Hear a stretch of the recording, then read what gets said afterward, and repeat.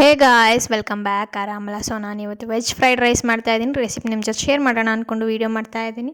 Recipe ಇಷ್ಟ ಆದರೆ like, share, comment ಮಾಡಿ. ಹಾಗೆ ಸಬ್ಸ್ಕ್ರೈಬ್ ಮಾಡೋದನ್ನು ಮರಿಬೇಡಿ.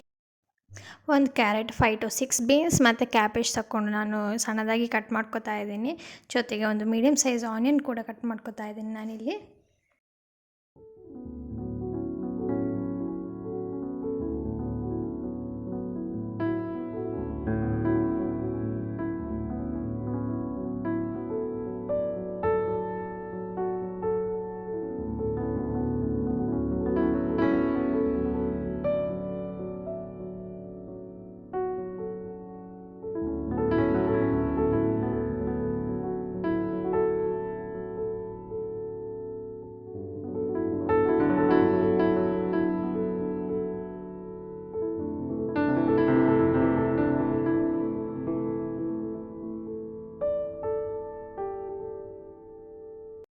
ಚಾಪ್ ಮಾಡ್ಕೊಂಡಿರೋ ವೆಜಿಟೇಬಲ್ಸ್ ರೆಡಿ. ನಾನಿಲ್ಲಿ ಒಂದು ಕಡಾಯಿ ತಗೊಂಡು ಅದಕ್ಕೆ ಆಯಿಲ್ ಹಾಕೋತಾ ಇದ್ದೀನಿ. ಆಯಿಲ್ ಬಿಸಿ ಆಗ್ತಿದ್ದಾಗೆ ಚಾಪ್ ಮಾಡ್ಕೊಂಡಿರೋ ವೆಜಿಟೇಬಲ್ಸ್ ಎಲ್ಲ ಹಾಕಿ ಫ್ರೈ ಮಾಡ್ಕೋಬೇಕು.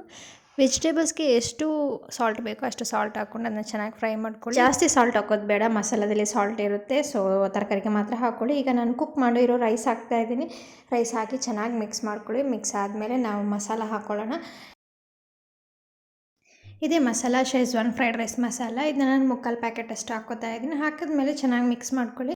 ಮಸಾಲ ಹಾಕಿದ್ಮೇಲೆ ಮೀಡಿಯಮ್ ಫ್ಲೇಮಲ್ಲಿ ಒಂದು 2 ಮಿನಿಟ್ಸ್ ನೀವು ಅದನ್ನ ಚೆನ್ನಾಗಿ ಮಿಕ್ಸ್ ಮಾಡ್ಕೊಳ್ಳಿ. ಅದಾದಮೇಲೆ ಫ್ರೈಡ್ ರೈಸ್ ರೆಡಿ ಆಗಿದೆ. ರೆಸಿಪಿ ಇಷ್ಟ ಆದರೆ ಲೈಕ್, ಶೇರ್, ಕಮೆಂಟ್ ಮಾಡಿ. ಹಾಗೆ ಸಬ್ಸ್ಕ್ರೈಬ್ ಮಾಡೋದನ್ನು ಮರಿಬೇಡಿ. ನೆಕ್ಸ್ಟ್ ವಿಡಿಯೋದಲ್ಲಿ ಸಿಗೋಣ. Thanks for watching. ಬಾಯ್.